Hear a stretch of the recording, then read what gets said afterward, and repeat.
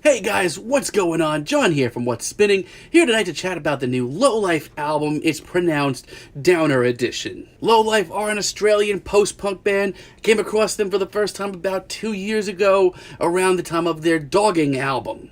And what a pleasant surprise this album was. This is great. It's a sleazy, no-rules post-punk album that just seemed to attack all your senses at once. There were a lot of upbeat, grimy tunes that were much more aggressive and just focused on a much more straightforward punk sound. But there were also tracks like Dream Machine and Emmy and Friends that were much more patience testing and really hit at a completely different angle, but were just as captivating.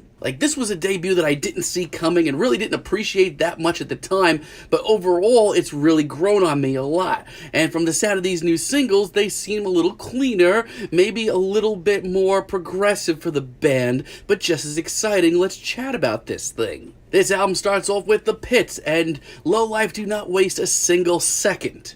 I love the intense, grimy guitars that just seem to be piling up by the second, really.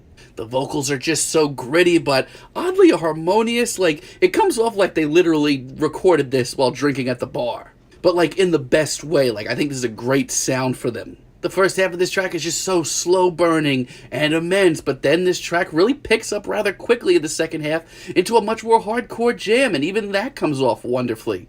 This is just such a blatant track in the best way, and just really sloppy, but really great and aggressive. I love this. As a matter of fact, while a lot of tracks on here are very upbeat, very grimy, layered with wonderful guitars and great production, a lot of these slower tunes actually balance off this album really well. Take, for example, Rave Slave. This track has tons of reverb and a lot of hazy production, great sound. But I continue to just love the commanding performances here. Hell, there's almost even a gothic undertone at times, especially in the vocals. Listening to this track, I really can't help but feel like I'm traveling light speed through Australia's sleaziest underbelly.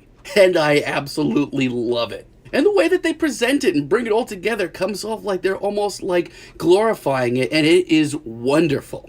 This album is, at the end of the day, a really classic approach to punk. Take, for example, tracks like RBB. This is a no-frills, all-attitude track, but it also has this very shimmering atmosphere at times, which sort of levels it out, but in the best way. I can't help but love the grooves here. And the group vocals that they bring in make this one of the most hypnotizing tracks of the bunch for sure. But there isn't a single second here that isn't just crammed with vicious wordplay and attitude. And there's this wonderful repeated line of, "You know who we are, certainly I do now." And ironically, Glamour might be the most stripped down tune of the bunch, almost to the point where it comes off a little lo-fi. But their very diabolical, over the top, and sort of gothic once again performance is just what the doctor ordered for me. I really can't help but shake this feeling that I'm racing through this very twisted hospital and seeing all these unpleasant sights, but in the most fun way. And I don't know what they're doing to their guitars, but I love the tone of them. Warrior, right from its intro, has a gigantic crunchy riff, one of the best here, as well as some absolutely killer vocals.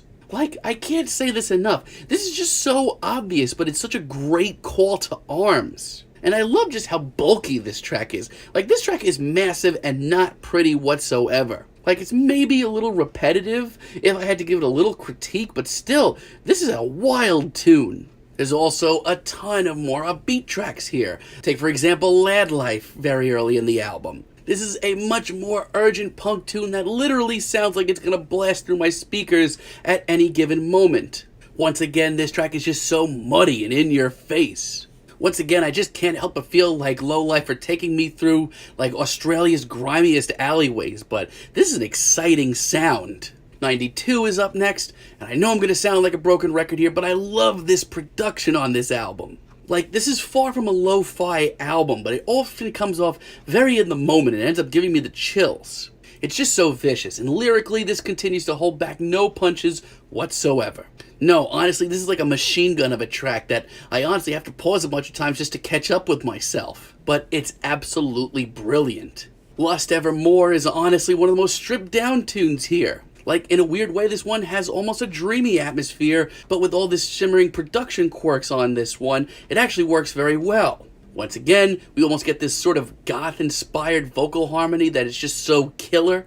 To be honest, in a lot of ways, it reminds me of this bad boy here. Remember this one?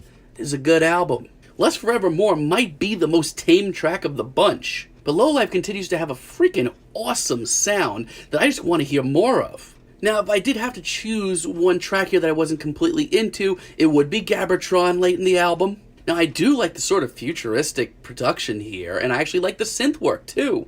But here, I do just get the feeling that Lowlife are holding back just a little bit. Like, the vocals here are, like, average at best, especially with what I've heard so far. And the instrumental is a little stuttering at times, but, like, if this is them at their worst, this still isn't that bad.